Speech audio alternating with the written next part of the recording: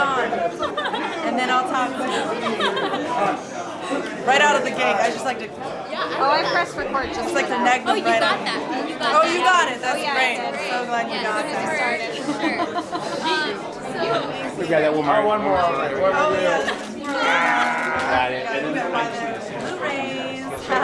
Just kidding. This is for Undone for Amazon. Yeah, so can you tell us just a little bit about it? We don't know too much. Yeah, I think that's on purpose. Undone is a story of a 28-year-old girl named Alma who suffers a near-fatal car accident. She wakes up from a coma and realizes that she has this ability to see the other realm. She's communicating with her deceased father, who wants to enlist her help to go back to the night where he was. I hope you got something out of there.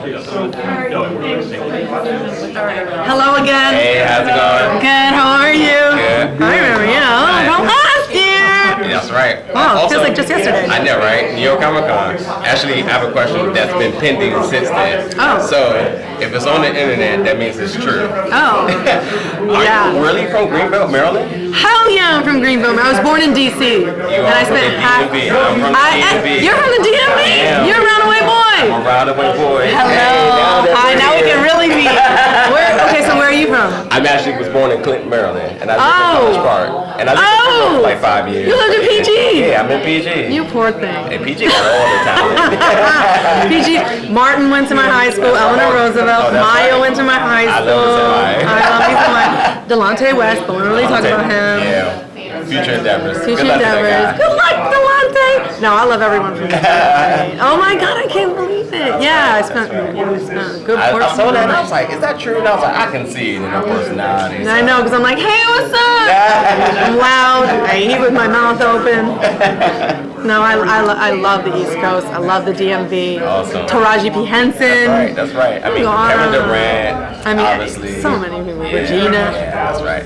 Talk about Undone real quick. Now, Okay. obviously, you know I'm a big fan for Lita in Yes. all ways. Thank you. Thank you. That you playing the Lita, like, again, I've talked about it then, I've talked about it now, the emotion that you poured into that role. Thank you. Now, being able to watch the behind the scenes and the DVD, it just makes it even more special. Knowing that that's the type of person you are and how much effort you put into the performance, what can we expect from Alma coming into Undone? Well, first of all, thank you. Yeah, I think on Alita I broke my body. But on Undone, I broke myself. I broke my mind a little bit. And you're right, I do, whenever I do anything, I just want to do it all the way. And that can, as my family can tell you, sometimes that can be a great thing, and sometimes that can be a dangerous thing. Because I just throw myself at everything. So when I got Alma came my way, and she started to inhabit me, and I started to question everything. I started to question my relationships. I started to question myself. I started to unravel spiritually. I lost my father 7 years ago, and it turned me upside down. I mean, he was my hero, and Alma lost her father, and he was her hero. So that undid me right away. I cried a lot, and I thought it was not that you're ever over it, but I thought I had dealt with it. But it opened up something that I had purposely closed. I'm like, well, he's gone. But with this, it was like, is he?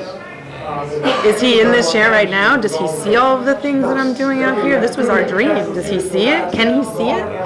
And it unlocked this whole other part of it. Well, he's here. And then,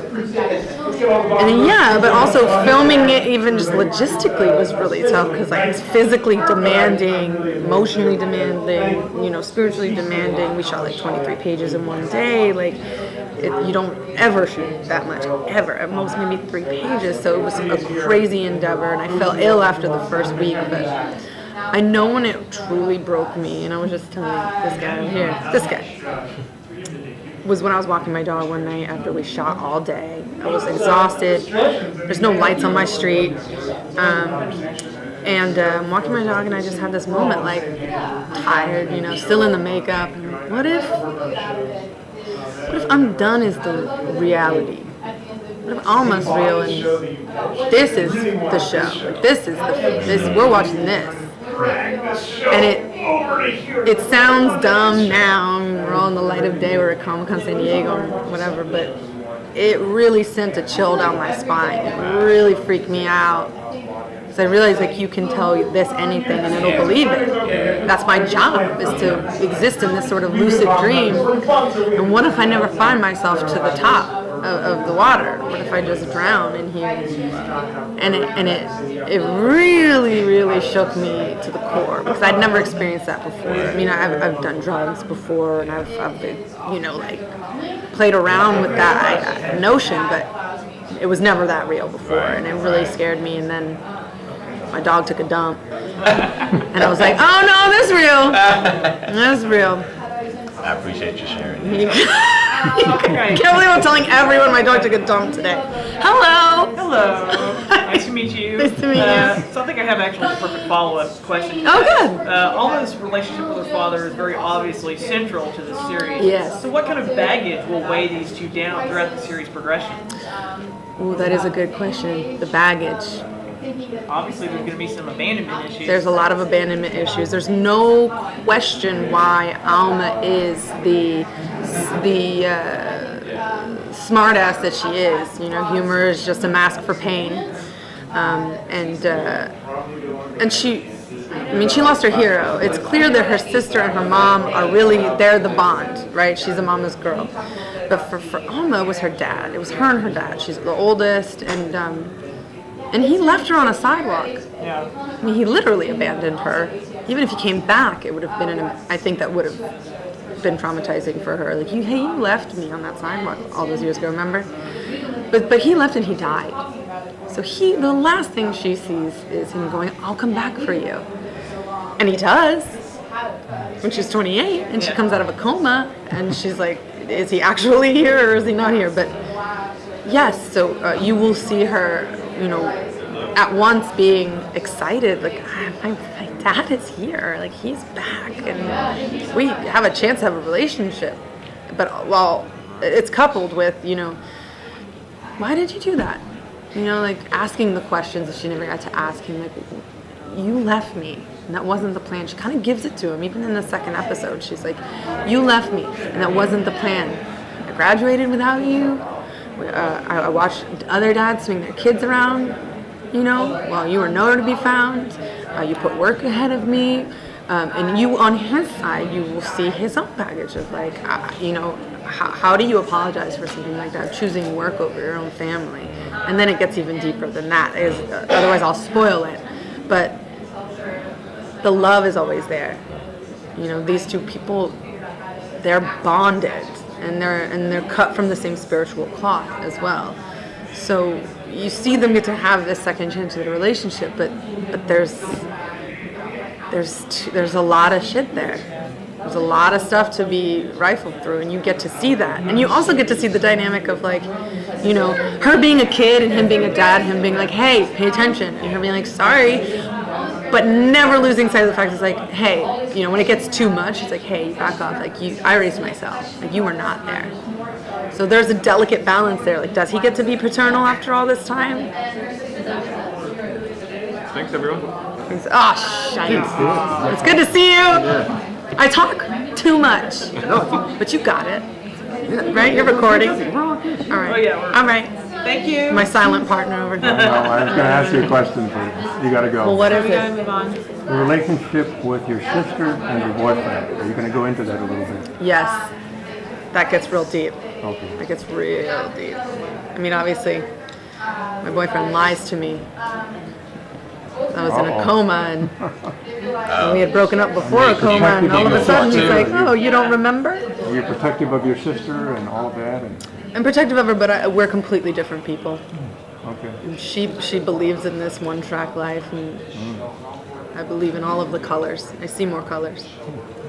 Great. Okay, just a quickie. My DMV boy from around the way. Got selfie That's before we go. right. Yeah, we will.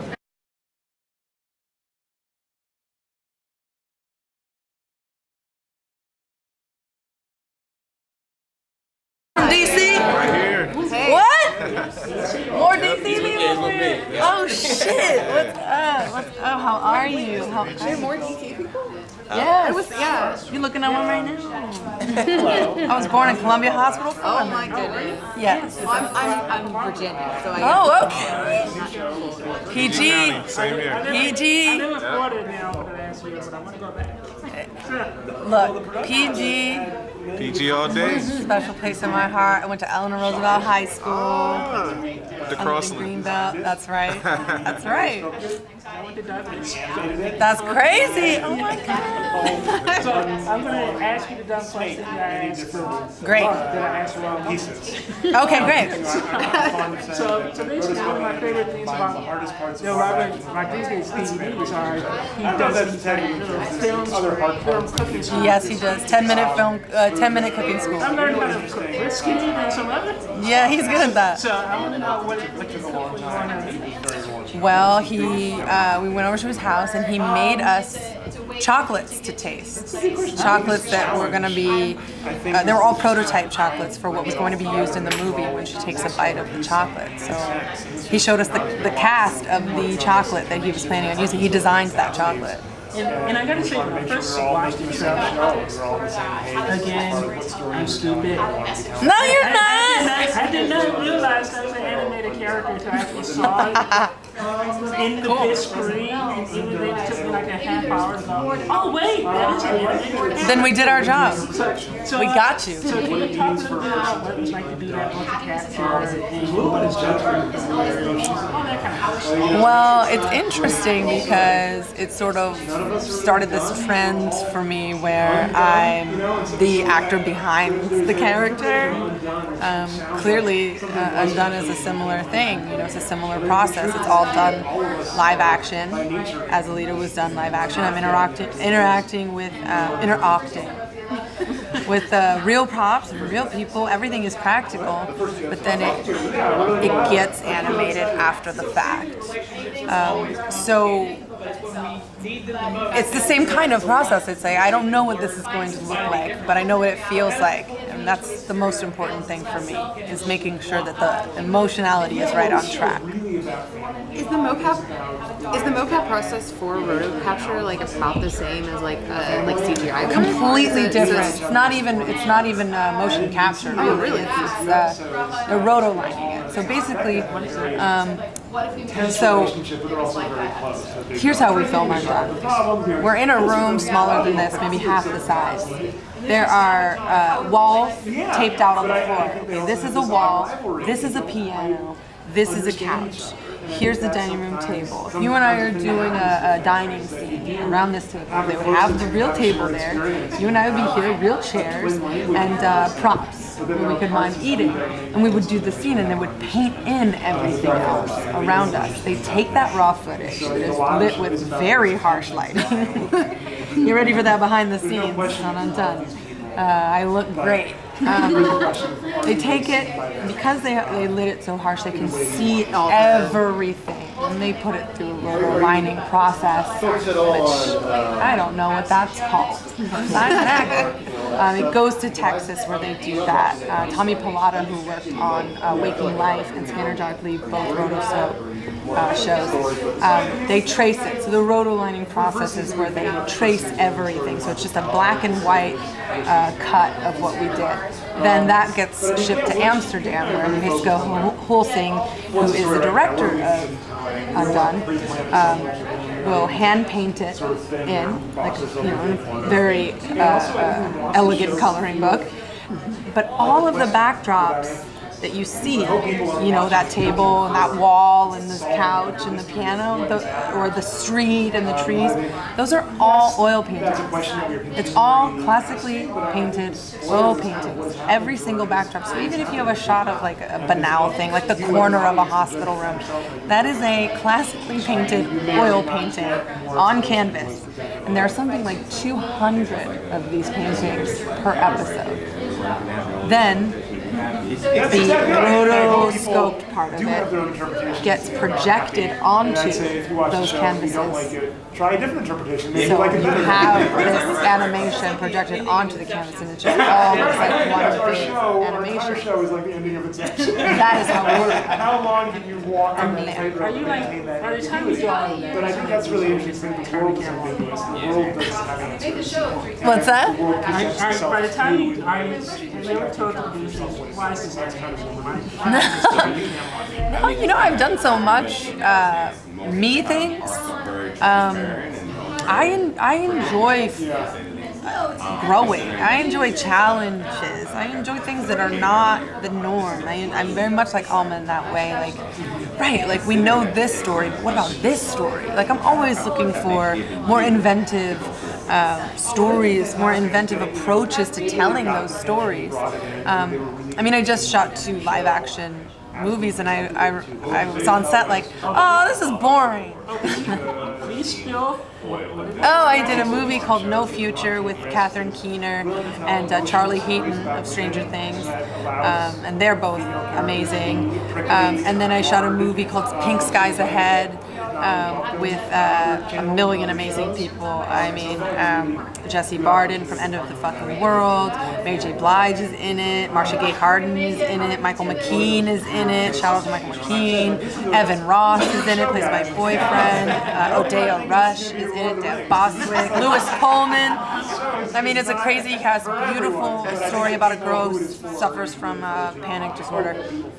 But no, I'm you know, I've got a book that I've optioned that I'm executive producing and starring in called The Best Bad Things. I mean, I do a lot of live action stuff, but this part of my career is so special to me. I mean, this is the thing I'm the most proud of in a way, because it delves more into the spirituality of everything, questioning your own reality, which is scary. I learned that the mind is a very powerful thing, and if you mess with it too much, you could drown in there. You know, they were talking about the fact that, you know, this is a lot about, you know, a woman who's struggling with her, like, mental things, her own mind, of course there's the surreal aspect to it. Can you talk a little bit about playing a character like that and delving into the complexity of that, and having a cartoon, or you know, a cartoon that is focused solely on a woman on a adult scale, as opposed to like a children's cartoon or a comedy. Right. I think it's a show that's really enveloped you. Well, it's deep. It's really deep. I mean, and the deepest things are always the funniest things to me. I mean, I'm the queen of gallows humor. So I find things funny that most people are like, are you okay? To me, they're one and the same. The light is so close to the dark. But playing a character who's dealing with such crazy philosophical, spiritual questions, it shook me to the core, I'll be honest. I mean, because half of Alma is like, you know, she is kind of a cartoon. She is that, like, you know what I mean? Like, whatever. You know, she's sort of a sarcastic, like, she has a sardonic approach to life. She's like, everything's pointless. Anyway, what's up with you? You know, like, she's kind of like, lets these, like, one-liners roll out of her all the time. That's just who she is. She's a sarcastic smartass, you know. But at the same time, there's this wealth of emotion underneath there. There's the depression, there's the anxiety, there's the grief that she's experiencing from her losing her father. And you know, humor is a mask for pain.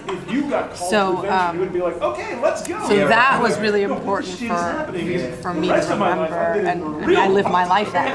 That's why I'm like, you know, because inside I'm like, why? And that's interesting to me. That's the real pulp of life, and to me, it's important to be authentic. And Alma is, for better or for worse, she's authentic. She's very genuine about who she is. There's nothing disingenuous about her. But playing someone with that kind of complexity first of all, getting to do that in the animated world, letting it be a cartoon, that was really cool because I'm like, oh, we're dealing with real issues, but it also appeals to this whole other realm of people who would have never really dealt with these issues, who are like, oh, I'm being like incepted by this because I thought you got me with. It's like a man with a candy trying to lure a kid. It's like, it's a cartoon. Psych. What's the nature of your reality, bitch? I hope the creators can hear me. They're like, she's saying the wrong thing. But it shook me to the core. I'll tell you the story I've been telling everybody today that will probably get me in trouble at some point. They'll be like, Rosa, why do you have to talk like that? We had shot all day. We shot upwards of 20 pages in one day, which How many pages? 20. Wow, that's a lot. You don't really shoot that many pages on anything a day. You shoot like an eighth of a page, a half of a page, maybe 3 pages. 23 pages is like bonkers crazy. So I'm in this highly physical, highly emotional space in a small room, but also being like in a world within that room, imagining things. And I'm still in the makeup. I go home, have 3 dogs, so I'm taking my dogs on a walk, and there's no lights on my street, so I'm just walking in the dark. And I have this thought where I'm like, what if Undone is reality? What if Alma's life is, that's me? This is just the show. Like this is the cartoon. Like, this is not real. And I know it sounds weird to say that, like, it's a light of day and we're at Comic-Con, and you're like, that's not. I really had that thought, and it sent a chill down my spine because it really fucking scared me. It really scared me, and in that moment I realized that you can manipulate very important wires. You can cross them in your mind. Your mind believes everything that you tell it. It doesn't have that kind of discerning quality. The more you tell it a story, the more it believes that story. So who's to say the guy on the corner talking to someone who isn't there isn't talking to someone who's there? And it like, I'm a cynic too, so I don't really believe that there's this. It just really threw me into this space of like, I was shaking, I was terrified. Like, I had a moment like, am I losing my mind? And then my dog Gigi took a dump, and I knelt down and I picked up that steamy hot dump, and I held it in my hand. I was like, nah, that's real. That's real.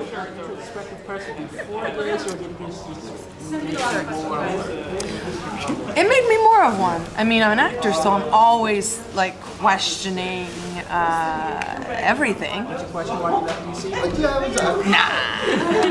Come on now, Foggy Bottom. I had to work, baby. No, I miss DC. I question why I don't have a house there now. I love DC. Oh, shout out to DC. I love you guys. I love you so much. Hey, what's up, Florida? I don't care. You can watch Undone too. I'm showing out everybody right now. Thank you guys. Thank you. Thanks, guys. I appreciate you, my roundaway people, and everyone.